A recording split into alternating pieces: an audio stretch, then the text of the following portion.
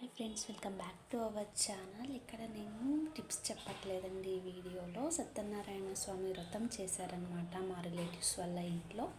So వాళ్ళ ఇంట్లో video తీసుకున్నాను అనమాట. మొత్తం కథ స్టార్టింగ్ నుంచి చెప్పారనమాట. సో ఆ మొత్తం కథని నేను వీడియో తీసుకొని ఇక్కడ పోస్ట్ చేస్తున్నాను. మొత్తం 5 కథలు ఉన్నాయన్నమాట. ఎక్కడ మిస్ చేయకుండా ఈ కథని వినండి. అలాగే ఈ కథ ఏమైనా నచ్చితే లైక్ చేయండి. సో ఈ సత్యనారాయణ స్వామి వ్రతం చేయడం వల్ల వచ్చే లాభాలు ఏంటి, అలాగే చేస్తామని మనం ప్రే చేసుకుని చేయకపోతే వచ్చే సమస్యలు కూడా ఇందులో స్వామి చెప్పారనమాట. సో వీడియో అనేది పూర్తిగా చూడండి.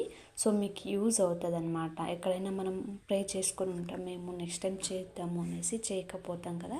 సో అప్పుడు ఎలాంటి సమస్యలు వస్తాయనేది కూడా ఇక్కడ మెన్షన్ చేశారు వాళ్ళు. సో ఒకసారి వీడియో అనేది కంప్లీట్గా చూడండి. ಆ ದೊಡ್ಡ ಅರಣ್ಯದಲ್ಲಿ ಸೂತ ಮಹರ್ಷಿಗಳು ಅಂತ ಹೇಳಿ ಒಬ್ಬ ಮಹರ್ಷಿಗಳು ಆ ನೈಮಿಷಾರಣ್ಯದಲ್ಲಿ ವಾಸ ಮಾಡ್ತಾ ಇರ್ತಾರೆ. ಆ ನೈಮಿಷಾರಣ್ಯ ವಾಸ ಮಾಡುವಂತಹ ಸ್ಥಳಕ್ಕೆ ಕಾಡಿಗೆ ನಾಡಿನಿಂದ ಶೌನಿಕಾದಿಮಣಿಗಳು ಸೂತ ಮಹರ್ಷಿಗಳನ್ನು ಹುಡ್ಕೊಂಡು ಬರ್ತಾರಂತೆ. ಹುಡ್ಕೊಂಡ್ಬಂದು ಆ ಸೂತ ಮಹರ್ಷಿಗಳ ಹತ್ರ ಹೇಳ್ತಾರಂತೆ, ಸ್ವಾಮಿ, ಮಾನವ ಯಾವುದೋ ಜನ್ಮದಲ್ಲಿ ಮಾಡಿದಂತಹ ಕರ್ಮಗಳಿಂದ ಕಷ್ಟಕಾರುಣ್ಯಗಳನ್ನು ಅನುಭವಿಸ್ತಾ ಇದ್ದಾನೆ. ಆ ಕಷ್ಟಕಾರುಣ್ಯಗಳನ್ನು ಪರಿಹರಿಸಲು ಅಥವಾ ಅಭಿಷ್ಠೆಯನ್ನು ಉಂಟು ಮಾಡಲು ಯಾವ್ದಾದರೂ ಈ ಒಂದು ಅಭಿಷ್ಠೆ ಉಂಟು ಮಾಡುವಂತಹ ಪೂಜೆ ಇದೆಯಾ ಸ್ವಾಮಿ ಅಂತ ಹೇಳಿ ಶೌನಿಕಾದಿಮಣಿಗಳು ಸೂತ ಮಹರ್ಷಿಗಳನ್ನ ಕೇಳ್ತಾರಂತೆ. ಆಗ ಆ ಸೂತ ಮಹರ್ಷಿಗಳು ಹೇಳ್ತಾರಂತೆ, ಸಾಕ್ಷಾತ್ ನಾರದರಿಗೆ ಹೇಳಿದಂತಹ ಒಂದು ಪ್ರಸನ್ನ ಚಿತ್ತವಾದ ಒಂದು ರಥ ಪೂಜೆ ಇದೆ, ಅಂತಹ ರಥವನ್ನ ಹೇಳ್ತೀನಿ ಕೇಳು ಅಂತ ಹೇಳಿ ಆ ಸೂತ ಮಹರ್ಷಿಗಳು ಶೌನಿಕಾದಿಮನಿಗೆ ಹೇಳ್ತಾರಂತೆ. ಆಗ ಆ ಶೌನಿಕಾದಿಮನಿಗಳು ಏನ್ ಮಾಡ್ತಾರೆ ಅಂತಂದ್ರೆ, ಅವ್ರು ಹೇಳ್ತಾ ಇರೋ ಕಥೆಯನ್ನ ಕೇಳಿಸ್ಕೊಳ್ಳೋದಕ್ಕೋಸ್ಕರ ಆರಾಮಾಗಿ ಕುತ್ಕೊಳ್ತಾರಂತೆ. ಕುತ್ಕೊಂಡಾದ್ಮೇಲೆ ಸೂತ ಮಹರ್ಷಿಗಳು ಕಥೆಯನ್ನ ಪ್ರಾರಂಭಿಸ್ತಾರಂತೆ. ಒಂದಾನೊಂದು ದಿನ ಏನಾಗುತ್ತೆ ಅಂತಂದ್ರೆ, ನಾರದ ಮಹರ್ಷಿಗಳು ಎಲ್ಲಾ ಲೋಕವನ್ನು ಸುತ್ತುತ್ತಾ ಭೂಲೋಕಕ್ಕೆ ಹೋಗ್ತಾರಂತೆ. ನಾರದ ಮಹರ್ಷಿಗಳು ಗೊತ್ತಿದಾರ ಹೇಗಿರ್ತಾರೆ ಅಂತ ಹೇಳಿ? ಈ ಪಿಕ್ಚರ್ ಅಲ್ಲೆಲ್ಲ ನೋಡಿರ್ತೀರಲ್ಲ, ಕೈಯಲ್ಲಿ ತಂಬೂರು ಇಟ್ಕೊಂಡು ಏನ್ ಮಾಡ್ತಾ ಇರ್ತಾರೆ, ನಾರಾಯಣ ನಾರಾಯಣ ನಾರಾಯಣ ಅಂತ ಇರ್ತಾರೆ. ಏನಂತ ಇರ್ತಾರೆ? ನಾರಾಯಣ ನಾರಾಯಣ. ಅವರೆಲ್ಲ ತಿಂಡಿ ಮಾಡಿ ಮಲ್ಕೊಂಡಿದ್ದಾರೆ. ಹೇಳಿ ಜೋರಾಗಿ, ನಾರಾಯಣ ನಾರಾಯಣ ನಾರಾಯಣ ನಾರಾಯಣ ನಾರಾಯಣ ಹೇಳಿ.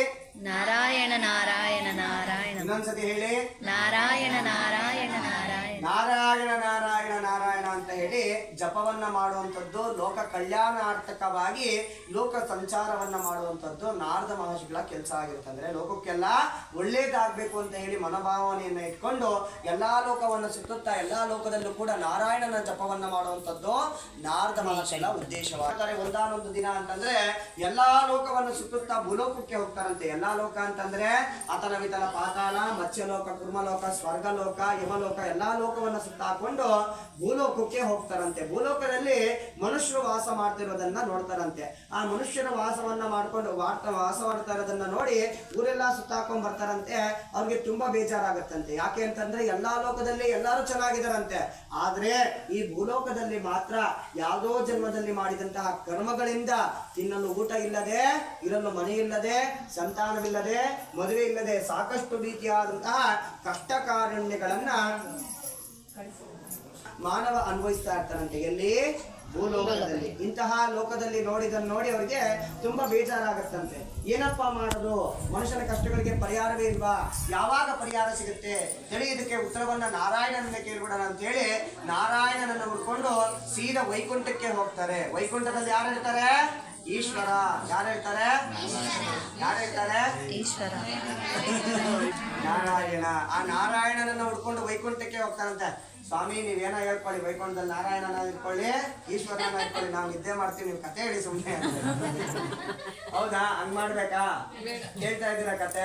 ಮತ್ ನೀವು ಉತ್ತರ ಕೊಟ್ರೆ ನನಗ್ ಗೊತ್ತಾಗಲ್ಲ. ಇಲ್ಲ, ಸೊ ವೈಕುಂಠದಲ್ಲಿ ಯಾರು ಇರ್ತಾರೆ? ನಾರಾಯಣ. ನೋಡಿ, ಸಾಕ್ಷಾತ್ ಈ ನಾರಾಯಣ ಆ ವೈಕುಂಠದಲ್ಲಿ ಇರ್ತಾರಂತೆ. ಹೇಗಿರ್ತಾರೆ ಅಂತಂದ್ರೆ 7 ತಲೆಯ ಸರ್ಪವನ್ನ ಹಾಸಿಗೆಯನ್ನಾಗಿ ಮಾಡ್ಕೊಂಡು ಮಲ್ಕೊಂಡಿರ್ತಾರಂತೆ. ಆ 7 ತಲೆಯ ಸರ್ಪದ ಹೆಸರು ಆದಿಶೇಷ. ಏನಂತ ಹೇಳಿ? ಆದಿಶೇಷ. ಆದಿಶೇಷನನ್ನ ಹಾಸಿಗೆಯಾಗಿ ಮಾಡ್ಕೊಂಡು ಅದರ ಮೇಲೆ ನಿದ್ರೆಯನ್ನ ಮಾಡ್ತಾ ಇರ್ತಾರಂತೆ. ಆ ನಿದ್ರೆಯನ್ನ ಮಾಡ್ತಾ ಇರ್ಬೇಕಾದ್ರೆ ಈ ನಾರದ ಮಹರ್ಷಿಗಳು ಏನ್ ಮಾಡ್ತಾರೆ ಅಂತಂದ್ರೆ, ಎಲ್ಲಾ ಲೋಕವನ್ನ ಸುತ್ತಾಡ್ಕೊಂಡ್ ಬಂದು ಏನ್ ಮಾಡ್ತಾರೆ ಅಂತಂದ್ರೆ ವೈಕುಂಠಕ್ಕೆ ಹೋಗಿ ನಾರಾಯಣ ನಾರಾಯಣ ನಾರಾಯಣ ಅಂತ ಇರ್ತಾರಂತೆ. ಆಗ ಆ ನಾರಾಯಣ ಏನ್ ಮಾಡ್ತಾರೆ ಅಂತಂದ್ರೆ, ಕನಸಿನಲ್ಲಿ ನನಗೆ ನಾರದ ಮಹರ್ಷಿಗಳು ಜಪವನ್ನ ಮಾಡ್ತಾ ಇದ್ದಾರೆ ಅಥವಾ ಹಾಡನ್ನ ಆಡ್ತಾ ಇದ್ದಾರೆ ಅಂತ ಅಂದ್ಬಿಟ್ಟು ಅವ್ರೇನ್ ಮಾಡ್ತಾರೆ, ಇನ್ನಷ್ಟು ಚೆನ್ನಾಗಿ ನಿದ್ದೆ ಮಾಡಕ್ ಸ್ಟಾರ್ಟ್ ಮಾಡ್ತಾರೆ. ಇನ್ನಷ್ಟು ಚೆನ್ನಾಗಿ ನಿದ್ದೆ ಮಾಡಕ್ ಸ್ಟಾರ್ಟ್ ಆದಾಗ ಏನಾಗುತ್ತೆ ಅಂತಂದ್ರೆ ಆಗ ನಾರದ ಮಕ್ಕಳಿಗೆ ಬೇಜಾರಾಗತ್ತಂತೆ. ಎಲ್ಲಿಂದ ಹೋಗಿದ್ದಾರೆ ಇವರು? ಭೂಲೋಕದಿಂದ ವೈಕುಂಠಕ್ಕೆ ಹೋಗಿದ್ದಾರೆ. ಅಲ್ಲಿಂದ ಇಲ್ಲಿ ಬಂದ್ರು ಇವರೇನಪ್ಪ ಚೆನ್ನಾಗಿ ನಿದ್ದೆ ಮಾಡ್ತಾ ಇದ್ದಾರೆ, ಏನಪ್ಪ ಮಾಡೋದು, ನಾರಾಯಣನ ಹೇಗೆ ಎಪ್ಸೋದು ಅಂತ ಹೇಳಿ ಅವರು ಒಂದು ಶ್ಲೋಕವನ್ನ ಉಚ್ಚಾರಣೆ ಮಾಡ್ತಾರಂತೆ. ಉಚ್ಚಾರಣೆಯನ್ನ ಮಾಡ್ತಾರಂತೆ. ಅಮ್ಮ ದಯವಿಟ್ಟು ಪ್ರಶ್ನ ಎಚ್ಚರಿಕೆಗೊಳಿಸಲು ನಾರದ ಮಕ್ಕಳು ಒಂದು ಶ್ಲೋಕವನ್ನ ಹೇಳ್ತಾರಂತೆ. ಶಾಂತಾಕಾರಂ ಭುಜಗಶಯನಂ ಪದ್ಮನಾಭಂ ಸುರೇಶಂ ವಿಶ್ವಾಧಾರಂ ಗಗನ ಸದೃಶಂ ಮೇಘವರ್ಣಂ ಶುಭಾಂಗಂ ಲಕ್ಷ್ಮೀಕಾಂತಂ ಕಮಲನಯನಂ ಯೋಗಿರುದ್ಯಾನ ಗಮ್ಯಂ ವಂದೇ ವಿಷ್ಣುಂ ಭವಭಯಹರಂ ಸರ್ವಲೋಕೈಕ ನಾಥಂ. ಅಂದ್ರೆ ಮುಖ್ಯವಾಗಿ ಏನಪ್ಪಾ ಅಂತಂದ್ರೆ ಹೊಗಳುವಂತ ಶ್ಲೋಕ ಅಂತ ಇದು. ಯಾವ ತರ? ನಾರಾಯಣನನ್ನ ಹೊಗಳುವಂತ ಶ್ಲೋಕ. ಶಾಂತಾಕಾರಂ ಅಂತಂದ್ರೆ ಶಾಂತವಾಗಿ ಪ್ರಶಾಂತವಾಗಿ, ಶಯನ ಅಂತಂದ್ರೆ ಏನೋ ನಿದ್ರೆ ಮಲ್ಗೋವಂಥದ್ದು. ಪ್ರಶಾಂತವಾಗಿ ಮಲ್ಕೊಂಡಿದ್ಯಾ ಅಂತ ಹೇಳಿ ಆ ಮಲ್ಕೊಂಡಿರುವಂತಹ ನಾರಾಯಣನ ಹೊಗಳ್ತಾ ಇದ್ದಾರಂತೆ. ಮೇಘವರ್ಣ ಅಂತಂದ್ರೆ ಏನೋ ನೀಲಿ ವರ್ಣ. ಮೇಘ ಅಂದ್ರೆ ಆಕಾಶ, ಆಕಾಶದ ಬಣ್ಣದಲ್ಲಿರುವಂತಹ ಒಂದು ವಿಶ್ವಕ್ಕೆಲ್ಲ ಒಬ್ನೇ ಮಹಾವಿಷ್ಣು ಅಂತ ಹೇಳಿ ಆ ತರ ಹೊಗಳ್ತಾ ಇದ್ದಾರಂತೆ. ಇಷ್ಟು ಚೆನ್ನಾಗಿದ್ದೀರಾ, ಅಷ್ಟು ಚೆನ್ನಾಗಿದ್ದೀರಾ ಅಂತ ಹೇಳಿ ಆ ಶ್ಲೋಕದಲ್ಲಿ ನಾರಾಯಣನನ್ನ ಹೊಗಳ್ತಾ ಇದ್ದಾರಂತೆ. ಯಾರೋ?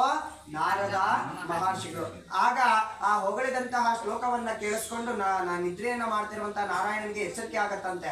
ಓಹ್, ನನ್ನ ಯಾರೋ ಇಲ್ಲಿ ಹೊಗಳ್ತಾ ಇದ್ದಾರೆ ಅಂತ ಅಂದ್ಬಿಟ್ಟು ನಿದ್ರೆ ಮಾಡ್ತಿರುವಂತಹ ನಾರಾಯಣ ಎಚ್ಚರಿಕೆಗೊಂಡು ಕೇಳ್ತಾರಂತೆ, ಎಲ್ಲವೋ ನಾರದವರಿಗರೇ ನೀವು ಬಂದಿರುವುದಾದ್ರೂ ಏತಕ್ಕೆ ಅಂತ ಕೇಳ್ತಾರಂತೆ. ಆಗ ನಾರದ ಮಾಸ್ಟರ್ ಹೇಳ್ತಾರಂತೆ, ಸ್ವಾಮಿ ಎಲ್ಲಾ ಲೋಕವನ್ನು ಸುತ್ತುತ್ತಾ ಭೂಲೋಕಕ್ಕೆ ಹೋಗಿದ್ದೆ ಸ್ವಾಮಿ. ಭೂಲೋಕದಲ್ಲಿ ನರಮಾನವರು ಯಾವುದೋ ಜನ್ಮದಲ್ಲಿ ಮಾಡಿದಂತಹ ಕರ್ಮಗಳಿಂದ ಊಟವಿಲ್ಲದೆ, ತಿನ್ನಲು ಆಹಾರವಿಲ್ಲದೆ, ಇರಲು ಮನೆ ಇಲ್ಲದೆ ಅನಾರೋಗ್ಯದಿಂದ ಬಳಲ್ತಾ ಇದ್ದಾರೆ ಸ್ವಾಮಿ.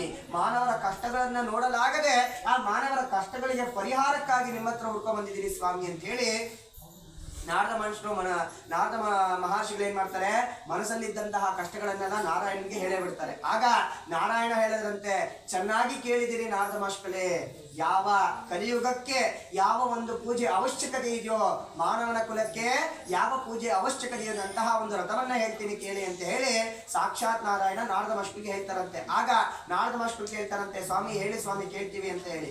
ಆಗ ನಾರಾಯಣ ಹೇಳ್ತಾರಂತೆ, ಸತ್ಯನಾರಾಯಣ ಸ್ವಾಮಿ ಅಂತ ಹೇಳಿ ಒಂದು ರಥವಿದೆ. ಏನಂತ ಹೇಳಿ? ಸತ್ಯನಾರಾಯಣ ಸ್ವಾಮಿಯ ರಥ. ಈ ರಥವನ್ನ ಯಾರು ಶ್ರದ್ಧಾಭಕ್ತಿಯಿಂದ ಮಾಡ್ತಾರೋ ಅವರಿಗೆ ಕೋರಿದ ಇಷ್ಟಾರ್ಥಗಳನ್ನೆಲ್ಲ ಕೊಡ್ತೀನಿ ಅಂತ ಹೇಳಿ ನಾರದ ಮಹರ್ಷಿಗೆ ಹೇಳ್ತಾರಂತೆ. ಆಗ ನಾರದ ಮಹರ್ಷಿಗಳು ಕೇಳ್ತಾರಂತೆ, ಸ್ವಾಮಿ ಏನೇ ಕೇಳ್ಕೊಂಡ್ರು ಕೊಡ್ತೀರಾ, ಹಾಗಾದ್ರೆ ಈ ರಥ ಮಾಡೋದು ಹೇಗೆ, ಎಲ್ಲಿ ಮಾಡ್ಬೇಕು, ಯಾವಾಗ ಮಾಡ್ಬೇಕು, ಹೇಗ್ ಮಾಡ್ಬೇಕು ಅಂತ ಕೇಳ್ತಾರಂತೆ. ಆಗ ನಾರಾಯಣ ಯಾರೋ ನಾರಾಯಣನೇ ಹೇಳ್ತಾರಂತೆ, ಸತ್ಯನಾರಾಯಣ ಸ್ವಾಮಿ ರಥ ಮಾಡೋದು ಹೇಗೆ ಅಂತ ಹೇಳಿ. ಈ ರಥವನ್ನ ಮಾಡುವಂತವರು 4 ವರ್ಷದ ಕಾಲ ರಥವನ್ನ ಮಾಡಬೇಕು. ಯಾಕೆ 4 ವರ್ಷಗಳು ಅಂತಂದ್ರೆ ಒಂದು ಮಂಡಲ ಅಂದ್ರೆ ಎಷ್ಟು ದಿನ? 48 ದಿನ ಅಲ್ವಾ? 1 ವರ್ಷಕ್ಕೆ ಎಷ್ಟು ತಿಂಗಳಿರುತ್ತೆ? 2 ವರ್ಷಕ್ಕೆ, 3 ವರ್ಷಕ್ಕೆ, 4 ವರ್ಷಕ್ಕೆ 48. ಅಂದ್ರೆ ಈ ರಥವನ್ನ ಮಾಡುವಂತವರು 4 ವರ್ಷದ ಕಾಲ ರಥವನ್ನ ಮಾಡಿಸಿ ಮಧ್ಯದಲ್ಲಾಗಲಿ ಕೊನೆಯಲ್ಲಾಗಲಿ ಅಥವಾ ಪ್ರಾರಂಭದಲ್ಲಾಗಲಿ ಉದ್ಯಾಪನೆಯನ್ನ ಸಲ್ಲಿಸಬಹುದು. ಈ ರಥವನ್ನ ಮಾಡುವಂತವರು ಶ್ರದ್ಧಾಭಕ್ತಿಯಿಂದ 4 ವರ್ಷಗಳ ಕಾಲ ಮಾಡಿ ಉದ್ಯಾಪನೆಯ ನಂತರ ರಥವನ್ನ ಇಚ್ಛೆ ಇದ್ದಲ್ಲಿ ಮಾಡಬಹುದು, ಇಲ್ಲವಾದರೆ ಬಿಡಬಹುದು ಅಂತ ಹೇಳಿ ರಥದಲ್ಲಿ ತಿಳಿಸ್ತಾ ಇರ್ತಾರೆ. ಈ ರಥವನ್ನ ಮಾಡಲು ಯಾವುದೇ ರೀತಿಯ ಸಮಯ ನೋಡುವಂತಿಲ್ವಂತೆ. ರಾಹುಕಾಲ, ಗುಳಿಕಾಲ, ಯಮಗಂಡ ಕಾಲ, ಪ್ರಥಮ, ಪಾದ್ಯ, ಬಿದಿಗೆ, ತದಿಗೆ ಅಂತ ಹೇಳಿ ಯಾವುದೇ ರೀತಿಯಾದಂತಹ ತಿಥಿ ನಕ್ಷತ್ರಗಳು ನೋಡುವಂತಿಲ್ಲ, ವಾರಗಳು ನೋಡುವಂತಿಲ್ಲ. ಯಾವಾಗ ಈ ರಥವನ್ನ ಮಾಡಿಸ್ಬೇಕು ಅಂತ ಹೇಳಿ ಇಚ್ಛೆ ಆಗುತ್ತೋ ಆಗ್ಲೇ ಏನ್ ಮಾಡ್ಬೇಕು? ಅರ್ಚಕರಿಗೆ ಫೋನ್ ಮಾಡಿ ಕರೆಸಿ ಈ ರಥವನ್ನ ಮಾಡಬೇಕು ಅಂತ ಹೇಳಿ ಹೇಳ್ತಾ ಇದ್ದಾರೆ. ಈ ರಥವನ್ನ ಮಾಡುವಂತವರು ಪ್ರಥಮವಾಗಿ ಗಣಪತಿ ಪೂಜೆ, ನವಗ್ರಹ ಪೂಜೆ, ಲಕ್ಷ್ಮೀ ಸಮೇತ ಸತ್ಯನಾರಾಯಣ ಸ್ವಾಮಿಯ ಕಳಶ ಸ್ಥಾಪನೆ, ತದನಂತರ ಸ್ವಾಮಿಗೆ ಪಂಚಾಮೃತ ಅಭಿಷೇಕ, ಪಂಚಾಮೃತ ಅಭಿಷೇಕದ ನಂತರ ಪತ್ರೆ ಪುಷ್ಪಗಳಿಂದ ಅರ್ಚನೆ, ಆ ಪತ್ರೆ ಪುಷ್ಪಗಳ ಅರ್ಚನೆಯ ನಂತರ ಕುಂಕುಮಾರ್ಚನೆ ಪೂಜೆ, 5 ಸತ್ಯನಾರಾಯಣ ಸ್ವಾಮಿ ರಥದ ಅಧ್ಯಾಯಗಳಿರ್ತವೆ. ಆ ರಥದ ಅಧ್ಯಾಯಗಳನ್ನ ಓದಿ ತದನಂತರ 5 ಕಥೆಗೂ ಕೂಡ ನಾರಿಕೇಳಕವನ್ನ ನೈವೇದ್ಯವನ್ನ ಮಾಡಿ ಸ್ವಾಮಿಗೆ ಪ್ರಿಯಕರವಾದಂತಹ ಸಜ್ಜಿಗೆಯನ್ನ ನೈವೇದ್ಯವನ್ನ ಮಾಡಬೇಕು ಅಂತೇಳಿ ಸತ್ಯನಾರಾಯಣ ಸ್ವಾಮಿ ರಥದ ವಿಧಿವಿಧಾನಗಳನ್ನ ಯಾರು ಹೇಳ್ತಾ ಇದ್ದಾರೆ? ನಾರದರಿಗೆ ಹೇಳ್ತಾ ಇದ್ದಾರೆ. ಇಂತಹ ಕಥೆಯನ್ನ ಎಲ್ಲಿ ಹೇಳ್ತಾ ಇದ್ದಾರೆ? ವೈಕುಂಠದಲ್ಲಿ ಸಾಕ್ಷಾತ್ ನಾರಾಯಣ ನಾರದರಿಗೆ ಹೇಳ್ತಾ ಇದ್ದಾರೆ. ಇಂತಹ ಒಂದು ಮಹಾನ್ವಿತವಾದಂತಹ ಒಂದು ಕಥೆಯನ್ನ ಆ ನೈಮಿಷಾರಣ್ಯದಲ್ಲಿ ಸೂತ ಮಹರ್ಷಿಗಳು ಶೌನಿಕಾದಿಗಳಿಗೆ ಹೇಳ್ತಾ ಇದ್ರ ಮನೆಗೆ ಸತ್ಯನಾರಾಯಣ ಸ್ವಾಮಿ ರಥದ 1ನೇ ಅಧ್ಯಾಯವೂ ಸಂಪೂರ್ಣವಾಯಿತು. ಜಯ ಸತ್ಯ ಪದಗೆ ಜಯತು ಜಯತು ಅನೇನ ಲಕ್ಷ್ಮೀ ಸಮೇತಾಯ ವೀರವೆಂಕಟ ಸತ್ಯನಾರಾಯಣ ಸ್ವಾಮಿ ದೇವತಾತ್ಯರ್ಥಂ ಪ್ರಥಮಧ್ಯಾವಿಷ್ಣುವಿನೀನ ಸಂಪೂರ್ಣಂ ಭೂರ್ಭುವಸ್ಸುವಃ ತತ್ಸವೇತರ್ವರೆಣ್ಯಂ ಭರ್ಗೋ ದೇವಸ್ಸೇ ಮಹೇಶ ಯೋ ಯೋ ನಃ ಪ್ರಚೋದಯಾತ್. ಎರಡನೇ ಅಧ್ಯಾಯದಲ್ಲಿ ಏನಾಗುತ್ತೆ ಅಂತಂದ್ರೆ ಶೌನಿಕಾದಿಮುನಿಗಳು ಕೇಳ್ತಾರಂತೆ, ಸ್ವಾಮಿ ಈ ರಥವನ್ನ ನಾರಾಯಣ ನಾರದರಿಗೆ ಹೇಳಿದ್ರು ಅಂತ ಹೇಳ್ತಾ ಇದ್ದೀರಾ, ಯಾರಾದ್ರೂ ಈ ರಥವನ್ನ ಮಾಡಿದ್ದಾರಾ? ಈ ರಥವನ್ನ ಮಾಡಿ ಯಾರಿಗಾದ್ರೂ ಫಲ ಸಿಕ್ಕಿದ್ಯಾ ಅಂತ ಕೇಳ್ತಾರಂತೆ. ಆಗ ಮತ್ತೊಂದು ಮಹಾನ್ವಿತವಾದಂತ ಕಥೆಯನ್ನ ಹೇಳ್ತಾರಂತೆ. ಕಾಶಿ ಎಂಬ ಒಂದು ಮಹಾಕ್ಷೇತ್ರವಿತ್ತಂತೆ. ಏನಂತ ಹೇಳಿ? ಕಾಶಿ ಎಂಬ ಒಂದು ಮಹಾಕ್ಷೇತ್ರವಿತ್ತಂತೆ. ಆ ಕಾಶಿ ಎಂಬ ಒಂದು ಮಹಾಕ್ಷೇತ್ರದಲ್ಲಿ ಒಬ್ಬ ದಾರಿದ್ರ ಬ್ರಾಹ್ಮಣ ವಾಸ ಮಾಡ್ತಿದ್ದಂತೆ. ದಾರಿದ್ರ ಬ್ರಾಹ್ಮಣ ಅಂತಂದ್ರೆ ತಿನ್ನೋದಕ್ಕೆ ಊಟ ಇರೋದಿಲ್ಲ, ಇರೋದಕ್ಕೆ ಮನೆ ಇರೋದಿಲ್ಲ. ಹಾಗಾಗಿ ಭಿಕ್ಷಾಟನೆಯನ್ನ ಮಾಡ್ಕೊಂಡು ತನ್ನ ಹೊಟ್ಟೆಯನ್ನ ತುಂಬಿಸ್ಕೊಂಡು ಬಂದಿರ್ತಾನಂತ. ಯಾರೋ ದಾರಿದ್ರ ಬ್ರಾಹ್ಮಣ. ಈ ತರ ಇರಬೇಕಾದ್ರೆ ಏನಾಗುತ್ತೆ ಅಂತಂದ್ರೆ ಒಂದು ಸನ್ಯಾಸಿ ವೇಷವನ್ನ ಧರಿಸಿ ಸಾಕ್ಷಾತ್ ಸತ್ಯನಾರಾಯಣ ಆ ಕಾಶಿ ಕ್ಷೇತ್ರಕ್ಕೆ ಹೋಗಿ ಆ ಬ್ರಾಹ್ಮಣನ ಮುಂದೆ ನಿಂತ್ಕೊಂಡು, ಎಲ್ಲೋ ಬ್ರಾಹ್ಮಣ ಏನ್ ಮಾಡ್ತಾ ಇದೆಯಾ ಅಂತ ಕೇಳ್ತಾರಂತೆ. ಆಗ ಆ ಬ್ರಾಹ್ಮಣ ಹೇಳ್ತಾರಂತೆ, ಸ್ವಾಮಿ ನಾನು ಅತಿ ದಾರಿದ್ರನು ಸ್ವಾಮಿ, ತಿನ್ನೋಕೆ ಊಟ ಇಲ್ಲ, ಇರೋದಕ್ಕೆ ಮನೆ ಇಲ್ಲ. ಹಾಗಾಗಿ ಜೀವನವನ್ನ ಸಾಗಿಸೋದಕ್ಕಾಗಿ ಭಿಕ್ಷಾಟನೆಯನ್ನ ಮಾಡ್ಕೊಂಡು ನನ್ನ ಹೊಟ್ಟೆಯನ್ನ ತುಂಬಿಸ್ಕೊಂಡು ಜೀವನವನ್ನ ಸಾಗಿಸ್ತಾ ಇದ್ದೀನಿ ಸ್ವಾಮಿ ಅಂತ ಹೇಳಿ ಆ ದಾರಿದ್ರ ಬ್ರಾಹ್ಮಣ ಸನ್ಯಾಸಿಗೆ ಹೇಳ್ತಾನೆ. ಆಗ ಸನ್ಯಾಸಿ ಹೇಳ್ತಾರಂತೆ, ನೋಡಯ್ಯ ಒಂದು ಉಪಾಯವನ್ನ ಕೊಡ್ತೀನಿ, ಆ ಉಪಾಯವನ್ನ ನೀನು ಮಾಡಿದ್ದೆ ಆದಲ್ಲಿ ನಿನ್ನ ಕಷ್ಟಗಳೆಲ್ಲ ದೂರವಾಗುತ್ತೆ ಅಂತ ಹೇಳಿ ಆ ಸನ್ಯಾಸಿ ಆ ಬ್ರಾಹ್ಮಣನಿಗೆ ಹೇಳ್ತಾರಂತೆ. ಆಗ ಆ ಬ್ರಾಹ್ಮಣ ಹೇಳ್ತಾರಂತೆ, ಸ್ವಾಮಿ ಏನ್ ಸ್ವಾಮಿ ಅಂತಹ ಉಪಾಯ ಹೇಳಿ, ನಾನು ಮಾಡ್ಬಿಡ್ತೀನಿ ಅದನ್ನ ಅಂತ ಹೇಳಿ ಹೇಳ್ತಾರಂತೆ. ಆಗ ಆ ಸನ್ಯಾಸಿ ಹೇಳ್ತಾರಂತೆ, ಸತ್ಯನಾರಾಯಣ ಸ್ವಾಮಿ ಅಂತ ಹೇಳಿ ಒಂದು ರಥವಿದೆ, ಆ ರಥವನ್ನ ನೀನು ಮಾಡಿದ್ದೆ ಆದಲ್ಲಿ ನಿನ್ನ ದಾರಿದ್ರ್ಯಗಳೆಲ್ಲ ದೂರವಾಗುತ್ತೆ ಅಂತ ಹೇಳಿ ಆ ಸನ್ಯಾಸಿ ಹೇಳ್ತಾರಂತೆ. ಆಗ ಬ್ರಾಹ್ಮಣ ಹೇಳ್ತಾರಂತೆ, ಸ್ವಾಮಿ ತಿನ್ನೋಕೆ ಊಟ ಇಲ್ಲ, ಕರೆಕ್ಟ್ ಅಲ್ವಾ, ಇನ್ನ ರಥವನ್ನ ಎಲ್ಲಿಂದ ಮಾಡಿಸ್ಲಿ ಸ್ವಾಮಿ ನಾನು ಅಂತ ಕೇಳ್ತಾರಂತೆ. ಆಗ ಆ ಸನ್ಯಾಸಿ ಹೇಳ್ತಾರಂತೆ, ನೋಡಯ್ಯ ಈ ರಥವನ್ನ ಮಾಡಿಸ್ಬೇಕು ಅಂತಂದ್ರೆ ನಿನ್ನಲ್ಲಿ ಯಾವುದೇ ರೀತಿಯ ಶಕ್ತಿ ಬೇಕಾಗಿಲ್ಲ, ನಿನ್ನಲ್ಲಿ ಯಾವುದೇ ರೀತಿಯ ಹಣಕಾಸು ಬೇಕಾಗಿಲ್ಲ. ರಥವನ್ನ ಮಾಡ್ತೀನಿ ಅಂತೇಳಿ ಸಂಕಲ್ಪವನ್ನ ಮಾಡ್ಕೋ. ಏನ್ ಮಾಡ್ಕೋಬೇಕು? ಸಂಕಲ್ಪವನ್ನ ಮಾಡ್ಕೋ. ಭಗವಂತನೇ ನಿನಗೆ ಮಾಡುವಂತಹ ಅನುಗ್ರಹವನ್ನ ಕೊಡ್ತಾನೆ ಅಂತ ಹೇಳಿ ಆ ಒಂದು ಸನ್ಯಾಸಿ ಅಂತಹ ಮಾತನ್ನ ಹೇಳಿ ಅಲ್ಲಿಂದ ಮಾಯ ಆಗ್ತಾರೆ. ಕಾಲ ಕಳೆದಂತೆ ಮಾರನೇ ದಿವಸ ಬೆಳಿಗ್ಗೆ ಎದ್ದು ಬ್ರಾಹ್ಮಣ ಏನ್ ಕೆಲ್ಸಕ್ಕೆ ಹೋಗ್ತಾನೆ? ಭಿಕ್ಷಾಟನೆಗೆ ಹೋಗ್ತಾನೆ. ಆ ಭಿಕ್ಷಾಟನೆಗೆ ಹೋಗಕ್ಕಿಂತ ಮುಂಚೆ ಸಂಕಲ್ಪವನ್ನ ಮಾಡ್ಕೊಳ್ತಾನಂತೆ. ಈ ದಿನ ನನಗೆ ಏನ್ ಭಿಕ್ಷೆ ಸಿಗುತ್ತೋ ಅದರಲ್ಲಿ ನಾನು ಸತ್ಯನಾರಾಯಣ ಸ್ವಾಮಿ ಪೂಜೆಯನ್ನ ಮಾಡ್ತೀನಿ ಅಂತ ಹೇಳಿ ಸಂಕಲ್ಪವನ್ನ ಮಾಡ್ಕೊಂಡು ಆತ ಏನ್ ಮಾಡ್ತಾನೆ? ಭಿಕ್ಷಾಟನೆಗೆ ಹೋಗ್ತಾನೆ. ಭಿಕ್ಷಾಟನೆಗೆ ಹೋದಾಗ ಇಂದಿನ ದಿವಸ ಎಷ್ಟು ಭಿಕ್ಷೆಗಳು ಸಿಕ್ಕಿರುತ್ತೋ ಅದರ 2ರಷ್ಟು ಭಿಕ್ಷೆ ಆತನಿಗೆ ಪ್ರಾಪ್ತಿ ಆಗತ್ತೆ. ಯಾಕೆ ಪ್ರಾಪ್ತಿ ಆಗತ್ತೆ ಅಷ್ಟು ಭಿಕ್ಷೆ?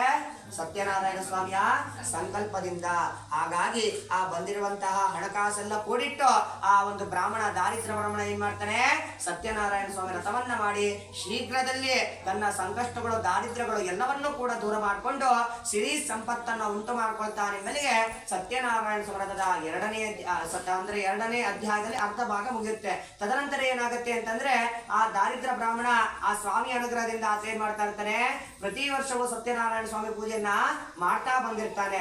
ಮಾಡ್ತಾ ಬಂದಿರ್ಬೇಕಾದ್ರೆ ಏನಾಗುತ್ತೆ ಅಂತಂದ್ರೆ ಕಟ್ಟಿಗೆಗಳನ್ನ ಮಾರುವಂತ ಒಂದು ಕಟ್ಟಿಗೆ ವ್ಯಾಪಾರಿ ಊರಿಂದ ಊರಿಗೆ ಕಟ್ಟಿಗೆಗಳನ್ನ ಮಾಡ್ಕೊಂಡು ಬ್ರಾಹ್ಮಣನ ಮನೆ ಮುಂದೆ ಹೋಗ್ತಾರಂತೆ. ಆ ಸ್ವಾಮಿ ಅನುಗ್ರಹದಿಂದ ಆ ಸತ್ಯನಾರಾಯಣ ಸ್ವಾಮಿ ರಥವನ್ನ ಬ್ರಾಹ್ಮಣ ಮಾಡ್ತಾ ಇರ್ತಾನೆ. ಮಾಡ್ತಾ ಇರ್ಬೇಕಾದ್ರೆ ಯಾರೋ ಬಂದಿದ್ದಾರೆ ಅಂತ ಹೇಳಿ ತಿನ್ನೋದು ಪ್ರಸಾದವನ್ನ ತಗೊಂಡೋಗಿ ಕಟ್ಟಿಗೆ ಮಾರೋನ್ಗೂ ಕೂಡ ಕೊಡ್ತಾನೆ. ಕಟ್ಟಿಗೆ ಮಾರೋನು ಏನ್ ಪ್ರಸಾದ ಅಂತ ಕೇಳಿದಾಗ ಸತ್ಯನಾರಾಯಣ ಸ್ವಾಮಿಯ ಮಹಿಮೆ ಮತ್ತು ಆ ದಾರಿದ್ರ ಬ್ರಾಹ್ಮಣ ಸಿರಿವಂತನಾದಂತಹ ಮಹಿಮೆಯನ್ನ ಆ ಒಂದು ಕಟ್ಟಿಗೆ ಮಾರೋನ್ಗೂ ಕೂಡ ತಿಳಿಸ್ತಾನೆ. ಕಟ್ಟಿಗೆ ಮಾರೋನು ಮನೆಗೆ ಹಿಂತಿರುಗಿ ಮಾರನೇ ದಿವಸ ಬೆಳಗ್ಗೆ ಎದ್ದು ಕಟ್ಟಿಗೆ ವ್ಯಾಪಾರಕ್ಕೆ ಹೋಗೋಕ್ಕಿಂತ ಮುಂಚೆ ಸಂಕಲ್ಪವನ್ನ ಮಾಡ್ಕೊಳ್ತಾನೆ.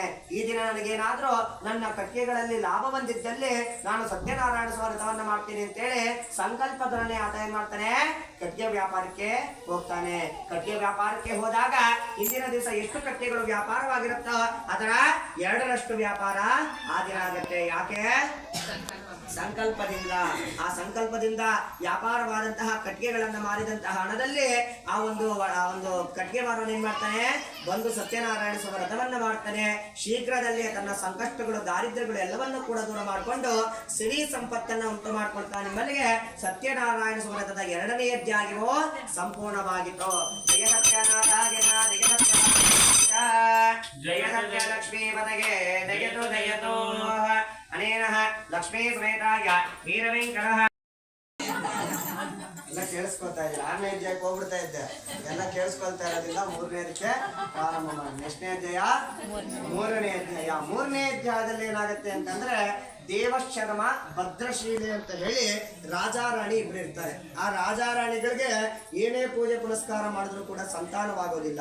ಆ ಸಂತಾನವಾಗದಿರುವಂತಹ ಕಾರಣ ತಮ್ಮ ಆಸ್ಥಾನದಲ್ಲಿರುವಂತಹ ಪುರೋಹಿತರು ಒಂದು ಮಾರ್ಗದರ್ಶನವನ್ನ ಕೊಡ್ತಾರಂತೆ. ಸತ್ಯನಾರಾಯಣ ಸ್ವಾಮಿ ವ್ರತವನ್ನ ಮಾಡ್ತೀನಿ ಅಂತ ಹೇಳಿ ಸಂಕಲ್ಪ ಮಾಡ್ಕೋ, ನಿನಗೆ ಸಂತಾನವಾಗುತ್ತೆ ಅಂತ ಹೇಳಿ ತಿಳಿಸ್ಕೊಡ್ತಾರಂತೆ. ಆಗ ರಾಜ ಹೇಳ್ತಾನಂತೆ, ಸ್ವಾಮಿ ಅಂತಹ ಪೂಜೆಯನ್ನ ಮಾಡಿಸ್ತೆ, ಇಂತಹ ಪೂಜೆಯನ್ನ ಮಾಡಿಸ್ತೆ, ಎಲ್ಲಾ ದೇವಸ್ಥಾನಗಳನ್ನ ಸುತ್ತಾಡ್ಕೊಂಡ್ ಬಂದ್ರು ನನಗೆ ಸಂತಾನ ಅಂತ ಆಗ್ಲಿಲ್ಲ.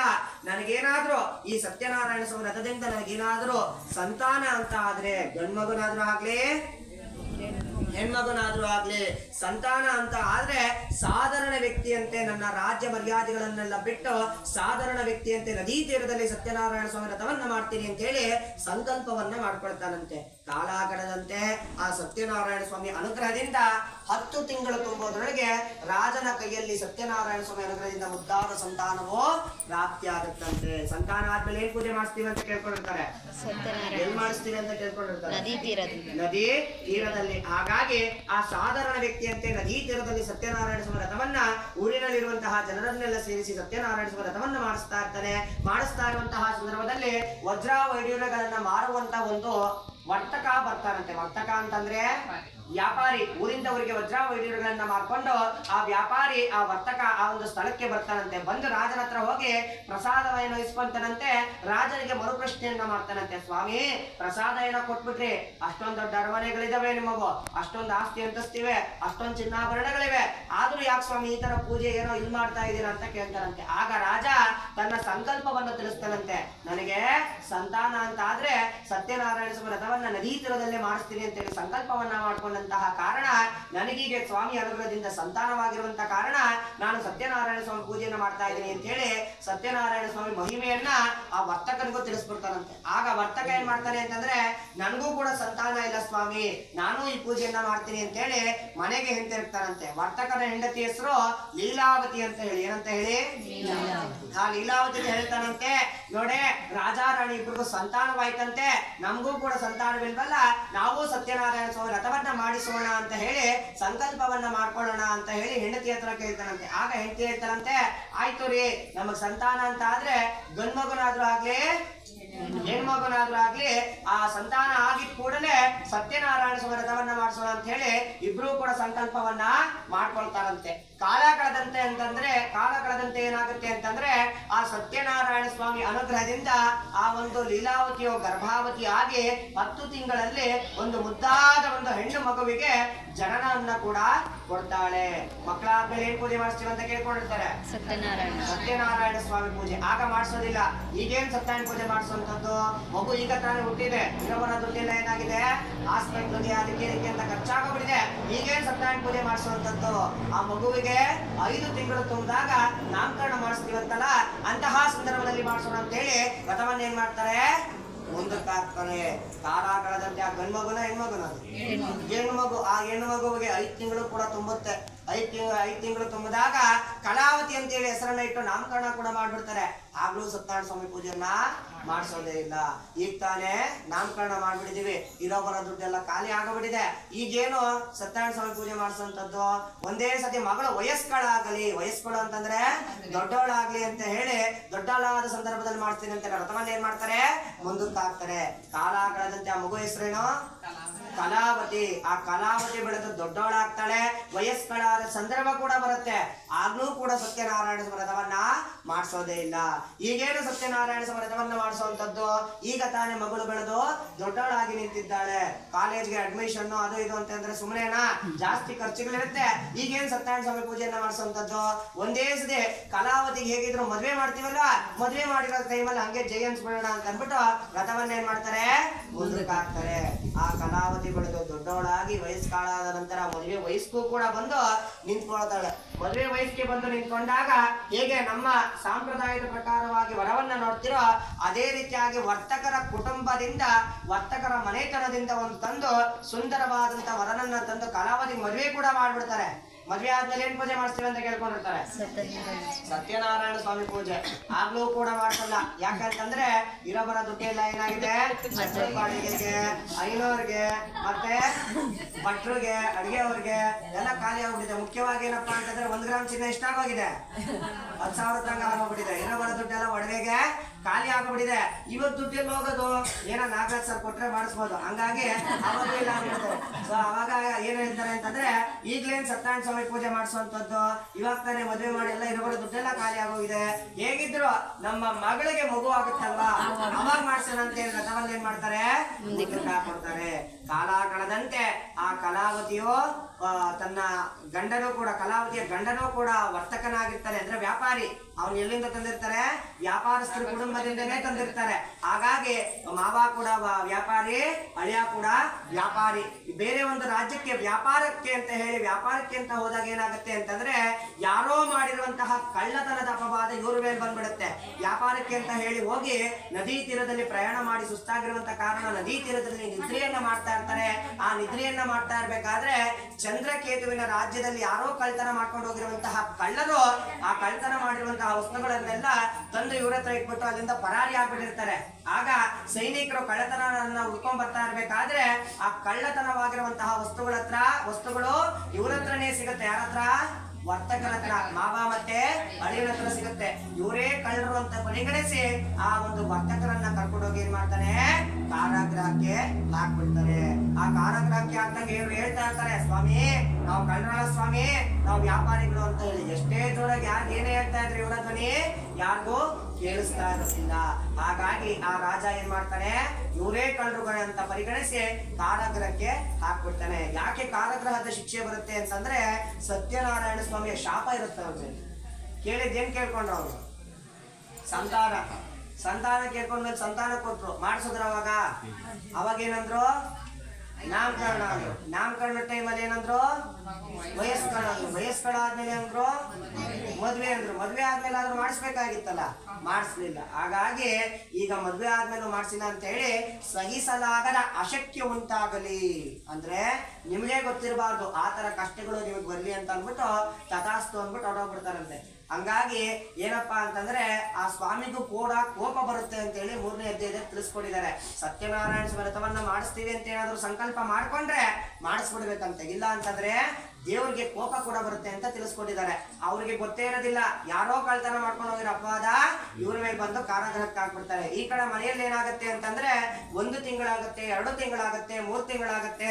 ಎಷ್ಟೇ ತಿಂಗಳುಗಳು ಕಳೆದ್ರು ಕೂಡ ಆ ಒಂದು ವರ್ತಕರು ಮನೆಗೆ ಹಿಂತಿರುಗೇದೇ ಇಲ್ಲ. ಯಾಕೆ ಅಂತಂದ್ರೆ ಅವ್ರು ಎಲ್ಲಿದ್ದಾರೆ, ಕಾರಾಗೃಹದಲ್ಲಿದ್ದಾರೆ.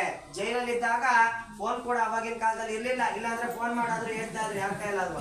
ಅವ್ರೇನ್ ಮಾಡ್ತಾರೆ ಅಂತಂದ್ರೆ, ಏನಪ್ಪ ಮಾಡುದು, ತಿನ್ನೋದಕ್ಕೇನು ಕೂಡ ಧಾನ್ಯಗಳಿಲ್ಲ, ಯಾರ ಮನೇಲಾದ್ರೂ ಏನಾದ್ರು ಇಸ್ಕೊಂಬರೋಣ, ಪಕ್ಕದ ಮನೆ ಸರೋಜಮ್ಮನ ಗಿರಿಜಮ್ಮನ ಯಾರ ಮನೇಲಾದ್ರೂ ಅಕ್ಕಿನ ಬೇಳೆನ ಇಸ್ಕೊಂಬರೋಣ ಅಂದ್ಬಿಟ್ಟು ಕಲಾವತಿ ಏನ್ ಮಾಡ್ತಾಳೆ ಅಂತಂದ್ರೆ ಪಕ್ಕದ ಬೀದಿಗೆ ಹೋಗ್ತಾಳಂತೆ. ಪಕ್ಕದ ಬೀದಿಗೆ ಹೋದಾಗ ಬ್ರಾಹ್ಮಣರ ಮನೆಯಲ್ಲಿ ಸತ್ಯನಾರಾಯಣ ಸ್ವಾಮಿ ಪೂಜೆಯನ್ನ ಮಾಡ್ತಾ ಇರ್ತಾರೆ. ಅಲ್ಲೇ ಕುಳಿತುಕೊಂಡು ಆ ಸತ್ಯನಾರಾಯಣ ಸ್ವಾಮಿ ಪೂಜೆಯ ಪ್ರಸಾದವನ್ನ ಸ್ವೀಕರಿಸಿ 4ನೇ ದಿವಸ ಬೆಳಿಗ್ಗೆದ್ದು ಮನೆಗೆ ಹೋದಾಗ ತನ್ನ ತಾಯಿಗೆ ತಿಳಿಸ್ತಾಳಂತೆ, ಸತ್ಯನಾರಾಯಣ ಸ್ವಾಮಿ ಪೂಜೆಗೆ ಹೋಗಿದ್ದಮ್ಮ, ಅಲ್ಲಿ ತರ ಮಹಿಮೆಯನ್ನೆಲ್ಲ ತಿಳ್ಕೊಂಡ್ಬಂದಿದ್ದೀನಿ, ನಮ್ಮ ಯಜಮಾನರು ಹೋದವರು ಬರ್ಲೇ ಇಲ್ವಲ್ಲ, ನಾವು ಕೂಡ ಸತ್ಯನಾರಾಯಣ ಸ್ವಾಮಿ ಪೂಜೆಯನ್ನ ಮಾಡೋಣ ಅಂತ ಹೇಳಿ ಹೇಳ್ತಾಳಂತೆ.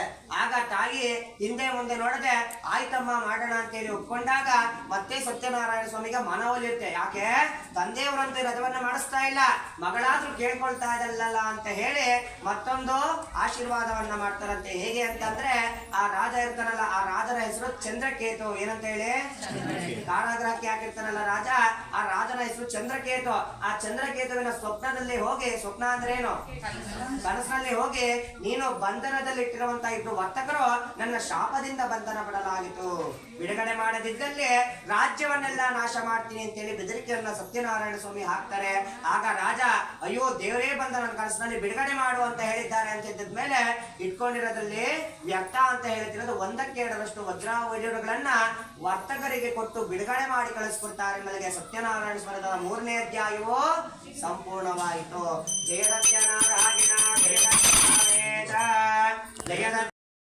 ಅಧ್ಯಾಯದಲ್ಲಿ ಏನಾಗಿರುತ್ತೋ ಅದರ ಮುಂದುವರಿಕೆ ಆಗುತ್ತೆ. ಅದ್ರಲ್ಲಿ ಏನಾಗಿರುತ್ತೆ, ಅದೇ ಮುಂದುವರಿಕೆ ಆಗುತ್ತೆ. ರಾಜ ಏನ್ ಮಾಡ್ತಾನೆ, 1ಕ್ಕೆ 2ರಷ್ಟು ವಜ್ರ ವೈಢೂರ್ಯಗಳನ್ನ ಕೊಟ್ಟು ಬಿಡುಗಡೆ ಮಾಡಿ ಕಳಿಸ್ಬಿಡ್ತಾರೆ. ಆ ಬಿಡುಗಡೆ ಮಾಡಿ ಕಳಿಸಿರ್ಬೇಕಾದ್ರೆ ಆ ವರ್ತಕರು ದೋಣಿಯಲ್ಲಿ ಬಂದಿರ್ತಾರೆ. ಬೇರೆ ಊರಿಂದ ಊರಿಗೆ ಒಂದು ದೋಣಿಯಲ್ಲಿ ಬಂದಿರುವಂತಹ ಕಾರಣ ರಾಜ ಕೊಟ್ಟಿರುವಂತಹ ವಜ್ರ ವೈಢೂರ್ಯಗಳನ್ನ ದೋಣಿ ಒಳಗಡೆ ಇಟ್ಬಿಟ್ಟು ಯಾರಿಗೂ ಕಾಣಿಸ್ತೇ ಇರೋ ತರ ಮುಚ್ಚಿಟ್ಬಿಡ್ತಾರೆ. ಯಾಕೆ ಅಂತಂದ್ರೆ ಯಾರಿಗಾದ್ರೂ ಕಾಣಿಸ್ಬಿಟ್ರೆ ಅಪಹರಿಸ್ಕೊಂಡು ಹೋಗ್ಬಿಡ್ತಾರೆ, ಅಂದ್ರೆ ಕಳ್ಳತನ ಮಾಡ್ಕೊಂಡು ಹೋಗ್ಬಿಡ್ತಾರೆ ಅಂತ ಹೇಳಿ ಮುಚ್ಚಿಟ್ಟಿರ್ತಾರಂತೆ. ಈ ತರ ಇರ್ಬೇಕಾದ್ರೆ ಏನಾಗತ್ತೆ ಅಂತಂದ್ರೆ ಮತ್ತೆ ಸಾಕ್ಷಾತ್ ಸತ್ಯನಾರಾಯಣ ಸ್ವಾಮಿ ಒಂದು ಸನ್ಯಾಸಿ ವೇಷವನ್ನ ಧರಿಸಿ ಆ ಒಂದು ದೋಣಿಯ ಬಳಿಗೆ ಹೋಗಿ ಎಳೆಯುವ ಮಾನವರೇ ಈ ದೋಣಿ ಒಳಗಡೆ ಇರುವುದಾದ್ರೂ ಏನು ಅಂತ ಕೇಳ್ತಾರಂತೆ. ಆಗ ಆ ಒಂದು ವರ್ತಕರು ಹೇಳ್ತಾರಂತೆ, ಸ್ವಾಮಿ ಈ ದೋಣಿ ಒಳಗಡೆ ಇರುವಂತದ್ದು ಗಿಡ ಮರ ಬಳ್ಳಿಗಳು ಸೊಪ್ಪು ಸೌದೆಗಳು ಸ್ವಾಮಿ ಅಂತ ಹೇಳ್ತಾರಂತೆ. ಯಾಕೆ ಅಂತಂದ್ರೆ ಈಗ ನಾಗರಾಜ್ ಸರ್ಗೆ ಸರ್ ಎಷ್ಟು ಕೆಜಿ ಚಿನ್ನ ಇಟ್ಟಿದ್ದೀರಾ ಮನೇಲಿ ಅಂತ ಹೇಳ್ತಾರ? ಹೇಳಲ್ಲ. ಅದೇ ರೀತಿಯಾಗಿ ಅವ್ರೇನ್ ಮಾಡ್ತಾರೆ, ಈ ದೋಣಿ ಒಳಗಡೆ ಇರುವಂತದ್ದು ಗಿಡ ಮರ ಬಳ್ಳಿಗಳು ಸೊಪ್ಪು ಸೌದೆಗಳು ಅಂತ ಹೇಳಿ ಸುಳ್ಳನ್ನ ಹೇಳ್ಬಿಡ್ತಾರಂತೆ. ಆ ಸುಳ್ಳನ್ನ ಹೇಳಿದಂತಹ ಕಾರಣ ಆ ಸತ್ಯನಾರಾಯಣ ಸ್ವಾಮಿ ವೇಷದಲ್ಲಿ ಹೋದಂತಹ ಸನ್ಯಾಸಿ ಏನ್ ಮಾಡ್ತಾರೆ ಅಂತಂದ್ರೆ ಸನ್ಯಾಸಿ ವೇಷದಲ್ಲಿ ಹೋದಂತಹ ಸತ್ಯನಾರಾಯಣ ಸ್ವಾಮಿ ಶಾಪವನ್ನ ಹಾಕ್ಬಿಡ್ತಾರಂತೆ. ಏನಂತ ಕೇಳಿದ್ರು, ಎಲ್ಲ ಇವು ಮಾನವರೇ ಅಂದ್ರೆ ಇವ್ರು ಯಾರು ಮಾನವರಲ್ಲ ಅಂತ ತಿಳ್ಕೋಬೇಕಾಗಿತ್ತು. ಸೊ ಹಾಗಾಗಿ ಅವ್ರಿಗೆ ಗೊತ್ತಿಲ್ಲ. ಯಾಕೆ ಅಂತಂದ್ರೆ ಕತೆ ಹೇಳ್ತಾ ಇದೀವಿ ನಮಗ್ ಗೊತ್ತು, ಆದ್ರೆ ಆ ಒಂದು ವರ್ತಕರಿಗೆ ಗೊತ್ತಿಲ್ಲ. ಹಾಗಾಗಿ ಸುಳ್ಳನ್ನ ಹೇಳ್ತಾರಂತೆ. ಈಗ ಒಂದು ದೋಣಿ ಒಳಗಡೆ ಇರುವಂತದ್ದು ಗಿಡ ಮರ ಬಳ್ಳಿಗಳು ಅಂತ ಹೇಳಿ ಸುಳ್ಳನ್ನ ಹೇಳ್ತಾರಂತೆ. ಆಗ ಸನ್ಯಾಸಿ ಏನ್ ಮಾಡ್ತಾರೆ ಅಂತಂದ್ರೆ ಯಥಾರ್ಥವಾಗಲಿ ಅಂತೇಳಿ ಶಾಪವನ್ನ ಹಾಕಿ ಅಲ್ಲಿಂದ ಹೊರಟೋಗ್ಬಿಡ್ತಾರೆ. ಯಥಾರ್ಥ ಅಂತಂದ್ರೆ ನೀವೇನು ಹೇಳಿರ್ತೀರೋ ಅದೇ ಆಗ್ಲಿ ಅಂತ ಹೇಳಿ ಅಲ್ಲಿಂದ ಹೊರಟೋಗ್ಬಿಡ್ತಾರಂತೆ. ಕಾಲ ಕಳೆದಂತೆ ದೋಣಿಯನ್ನ ಸಾಗಿಸ್ಕೊಂಡು ಊರಿನ ಕಡೆಗೆ ಹೋಗ್ತಾ ಇರ್ಬೇಕಾದ್ರೆ ಅರ್ಧ ದಾರಿ ಹೊಟ್ಟಿರುವಂತಹ ಸಂದರ್ಭದಲ್ಲಿ ರಾಜ ಕೊಟ್ಟಿರುವಂತಹ ವಜ್ರ ವೈಢೂರ್ಯಗಳನ್ನ ನೋಡುವಂತಹ ಒಂದು ಕುತೂಹಲವಾದಂತಹ ಕಾರಣ ಮುಚ್ಚಿಟ್ಟಿರುವಂತಹ ವಜ್ರ ವೈಢೂರ್ಯಗಳನ್ನ ತೆಗೆಯೋಣ ಅಂತ ಹೇಳಿ ತೆಗೆದು ನೋಡಲು ಹೋಗ್ತಾರೆ. ಹೋದ್ರೆ ಏನಿರುತ್ತಲ್ಲಿ ಗಿಡಮರ ಬಳ್ಳಿಗಳಾಗ್ತಿರ್ತವೆ. ಅಯ್ಯೋ ಆ ಯಾರೋ ಒಂದು ಮಾಯಾವಿಗೆ ನಾವು ಸುಳ್ಳನ್ನ ಹೇಳ್ಬಿಟ್ವಿ, ಹಾಗಾಗಿ ಅವರೆಲ್ಲ ಮಾಯ ಮಾಡ್ಬಿಟ್ಟಿದ್ದಾರೆ, ಅವ್ರ ದೇವ್ರು ಅಂತ ಗೊತ್ತಿಲ್ಲ ಅವ್ರಿಗೆ, ಮಾಯ ಮಾಡ್ಬಿಟ್ಟಿದ್ದಾರೆ ಅಂತ ಹೇಳಿ ಮತ್ತೆ ಸನ್ಯಾಸಿ ಹುಡ್ಕೊಂಡು ನದಿ ತೀರಕ್ಕೆ ಬರ್ತಾರೆ. ಊರೆಲ್ಲ ಹುಡುಕಾಡಿದ್ರು ನದಿ ತೀರದಲ್ಲಿ ಆ ಒಂದು ಸನ್ಯಾಸಿ ಸಿಗೋದೇ ಇಲ್ಲ. ಆ ಒಂದು ಯಾವ್ದೋ ಒಂದು ಮರದ ಕೆಳಗಡೆ ಅಲ್ಲಿ ಧ್ಯಾನವನ್ನ ಮಾಡ್ಕೊಂಡು ಕುತ್ಕೊಂಡಿರ್ತಾರಂತೆ ಆ ಸನ್ಯಾಸಿ. ಆ ಸನ್ಯಾಸಿಯನ್ನು ಹುಡ್ಕೊಂಡು ಹೋಗಿ, ಸ್ವಾಮಿ ತಪ್ಪಾಯ್ತು ಎದೇಳಿ ಸ್ವಾಮಿ, ನಾವು ತಪ್ಪನ್ನ ಹೇಳ್ಬಿಟ್ವಿ, ಸುಳ್ಳನ್ನ ಹೇಳ್ಬಿಟ್ವಿ ಅಂತ ಹೇಳ್ತಾರಂತೆ. ಎಷ್ಟೇ ಜೋರಾಗಿ ಅವ್ರು ಏನೇ ಹೇಳ್ತಾ ಇದ್ರು ಕೂಡ ಸನ್ಯಾಸಿ ಕಣ್ಣು ತೆರೆಯೋದೇ ಇಲ್ವಂತೆ. ಆ ಕಣ್ಣು ತೆರೆದಿರುವಂತಹ ಕಾರಣ ಇವ್ರಿಗೆ ಕೋಪ ಬರುತ್ತಂತೆ. ಯಾಕೆ? ಗಿಡ ಮರ ಬಳ್ಳಿಗಳು ಮಾಡ್ಬಿಟ್ಟಿದಾರಲ್ಲ, ಕೋಪ ಬಂದಂತಹ ಕಾರಣ ಸನ್ಯಾಸಿಯನ್ನ ಮುಟ್ಟೆಪ್ಸೋಣ ಅಂತ ಹೇಳಿ ಹೋಗಿ ಜೋರಾಗಿ ಆ ಸನ್ಯಾಸಿಯನ್ನ ಮುಟ್ಬಿಡ್ತಾರಂತೆ. ಆ ಸನ್ಯಾಸಿಯನ್ನ ಮುಟ್ಟಾಗ ಏನಾಗ್ಬಿಡುತ್ತೆ, ನಿಜ ರೂಪ ದರ್ಶನವಾಗ್ಬಿಡುತ್ತೆ. ಹೇಗಿರ್ತಾರೆ ಹೀಗಿರ್ತಾರೆ. ನಾರಾಯಣ ರೂಪವನ್ನ ದರ್ಶನ ಕೊಟ್ಬಿಡ್ತಾರಂತೆ ಸನ್ಯಾಸಿ. ಆ ನಾರಾಯಣ ರೂಪವನ್ನ ದರ್ಶನ ಕೊಟ್ಟಾಗ ಸಾಷ್ಟಾಂಗವಾಗಿ ನಮಸ್ಕಾರವನ್ನ ಮಾಡ್ತಾರೆ. ಸಾಷ್ಟಾಂಗವಾಗಿ ನಮಸ್ಕಾರವನ್ನ ಮಾಡಿದಾಗ ಆ ಸ್ವಾಮಿ ಕರುಣೆ ಬಂದು ಆ ಒಂದು ಆಶೀರ್ವಾದವನ್ನ ಮತ್ತೆ ಮಾಡ್ತಾರೆ. ಮತ್ತೆ ಯಥಾರ್ಥವಾಗಲಿ ಅಂತೇಳಿ ಆಶೀರ್ವಾದವನ್ನ ಮಾಡಿದಾಗ ಮತ್ತೆ ಗಿಡ ಮರ ಬಳ್ಳಿಗಳು ಏನಾಗ್ತವೆ, ವಜ್ರ ವೈಢೂರ್ಯಗಳಾಗ್ತವೆ. ಆ ವಜ್ರ ವೈಢೂರ್ಯಗಳನ್ನ ತಗೊಂಡು ಊರಿನ ಕಡೆಗೆ ಪ್ರಯಾಣವನ್ನ ಸಾಗಿದಾಗ ಹತ್ತತ್ರ ಊರು ಬಂದಂತಹ ಸಂದರ್ಭದಲ್ಲಿ ನದಿ ತೀರದಲ್ಲಿರುವಂತಹ ಒಂದು ಬಾಲಕ ವಿಚಾರವನ್ನ ಮನೆಗೆ ತಲುಪಿಸ್ತಾನೆ. ಮನೆಯಲ್ಲಿ ಕಲಾವತಿ ಪ್ರಸಾದವನ್ನ ಆ ಸತ್ಯದೇವರ ಪೂಜೆಯನ್ನೆಲ್ಲ ಮುಗಿಸಿರ್ತಾಳೆ. ಪ್ರಸಾದವನ್ನ ತಿರಸ್ಕರಿಸಿ ಗಂಡನನ್ನ ನೋಡುವಂತ ಆತರದಲ್ಲಿ ನದಿ ತೀರಕ್ಕೆ ಬಂದಾಗ ಗಂಡ ಇದ್ದಕ್ಕಿದ್ದಂಗೆ ನಾಪತ್ತೆ ಆಗ್ಬಿಡ್ತಾನೆ. ಆಗ ಏನು ಮಾಡ್ಬೇಕು ಅಂತ ಹೇಳಿ ತಿಳಿಯದೆ ಮಾವ ಏನ್ ಮಾಡ್ತಾರೆ, ಭೂಮಿಗೆ ಬಿದ್ದು ಸಾಷ್ಟಾಂಗವಾಗಿ ನಮಸ್ಕಾರವನ್ನ ಮಾಡಿದಾಗ ಒಂದು ಅಶರೀರವಾಣಿ ಕೇಳಿ ಬರುತ್ತೆ. ಆ ಶರೀರವಾಣಿ ಅಂತಂದ್ರೆ ಆ ಒಂದು ಧ್ವನಿಗೆ ಶರೀರ ಇರೋದಿಲ್ಲ, ಶರೀರ ಕಾಣಿಸೋದೇ ಇಲ್ಲ, ಬರೀ ಧ್ವನಿ ಮಾತ್ರ ಕೇಳ್ತಾ ಇರುತ್ತೆ. ಹಾಗಾಗಿ ಅಂತಹ ಧ್ವನಿ ಏನಿರುತ್ತೆ ಅಂತಂದ್ರೆ, ನಿನ್ನ ಮಗಳು ಕಲಾವತಿ ಪ್ರಸಾದವನ್ನ ತಿರಸ್ಕರಿಸಿದಂತಹ ಕಾರಣ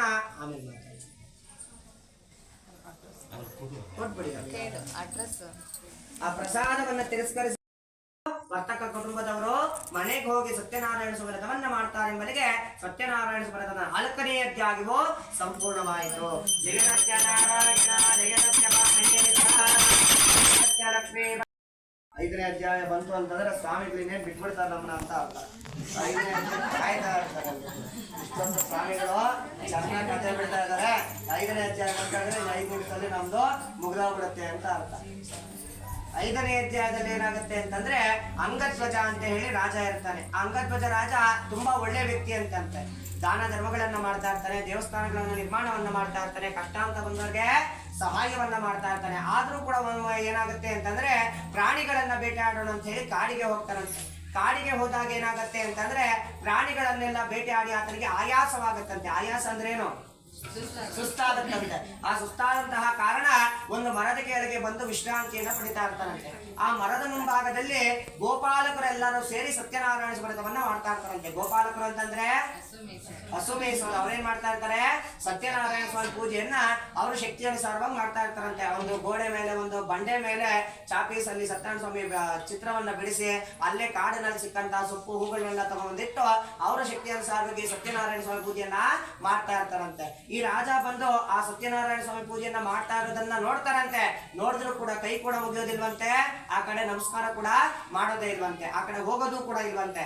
ಆಗ ಅಯ್ಯೋ ರಾಜರು ಬಂದಿದ್ದಾರೆ ಅಂತ ಹೇಳಿ ಪ್ರಸಾದವನ್ನ ತಗೊಂಬಂದು ಕೊಟ್ಟರು. ರಾಜ ಏನ್ ಮಾಡ್ತಾನೆ? ಅಹಂಕಾರದಿಂದ ದುರಂಕಾರದಿಂದ ಪ್ರಸಾದವನ್ನ ಕೂಡ ತಿರಸ್ಕರಿಸಿ ಕಳಿಸ್ಬಿಡ್ತಾನಂತೆ. ಆಗ ರಾಜ ಏನ್ ಮಾಡ್ತಾ ಆ ಪ್ರಸಾದವನ್ನ ತಗೊಂಡು ಗೋಪಾಲಕರು ವಾಪಸ್ ಹೋಗ್ತಾರೆ. ರಾಜನ ವಿಶ್ರಾಂತಿಯನ್ನು ಮುಗಿಸ್ಕೊಂಡು ಊರಿನ ಕಡೆಗೆ ಹೊಡ್ತಾ ಇರ್ತಾನಂತೆ. ಎಷ್ಟೇ ದೂರ ಹೋದ್ರೂ ಕೂಡ ಏನಾಗ್ತಿರುತ್ತೆ? ಆತನಿಗೆ ಅರಮನೆಯ ದಾರಿ ಆತನಿಗೆ ಸಿಗ್ತಾ ಇರೋದಿಲ್ಲ. ಆ ಅರಮನೆ ದಾರಿ ಸಿಗದಂತಹ ಕಾರಣ ರಾಜ ಕುದುರೆಯನ್ನ ಇಳಿದು ಭೂಮಿಗೆ ಸಾಷ್ಟಾಂಗವಾಗಿ ನಮಸ್ಕಾರವನ್ನ ಮಾಡಿ ಭೂತಾಯಿಗೆ ಕ್ಷಮಾಪಣೆಯನ್ನ ಕೇಳ್ತಾನಂತೆ. ಏನೋ ನಮ್ಗೆ ದಿಕ್ತೋಚಿಲ್ಲ ಅಂದ್ರೆ ಹಿಂದಿನ ಕಾಲದಲ್ಲಿ ಏನ್ ಮಾಡ್ತಾ ಇದ್ರು ಅಂದ್ರೆ ಭೂಮಿಗೆ ಅಡ್ಡ ಬಿದ್ದು ಬರ್ತಾ ಇದ್ರಂತೆ. ಅಡ್ಡ ಬಿದ್ದು ದೇವ್ರಿಗೆ ನಮಸ್ಕಾರ ಮಾಡ್ಬಿಡ್ತಾ ಇದ್ರಂತೆ. ಅದೇ ರೀತಿಯಾಗಿ ಆ ಕಾಡಿನಲ್ಲಿ ರಾಜ ಏನ್ ಮಾಡ್ತಾನೆ? ದಾರಿ ಕಾಡದಂತಹ ಕಾರಣ ಭೂಮಿಗೆ ಬಿದ್ದು ಸಾಷ್ಟಾಂಗವಾಗಿ ನಮಸ್ಕಾರವನ್ನ ಮಾಡಿದಾಗ ಅಶರೀರವಾಣಿ ಕೇಳಿಬಿಡ್ತಂತೆ. ನೀನು ಪ್ರಸಾದವನ್ನ ತಿರಸ್ಕರಿಸಿದಂತಹ ಕಾರಣ ನಿನಗೆ ಈ ಪರಿಸ್ಥಿತಿ ಬಂದಿದೆ ಅಂತೇಳಿ. ಮತ್ತೆ ರಾಜ ಏನ್ ಮಾಡ್ತಾನೆ?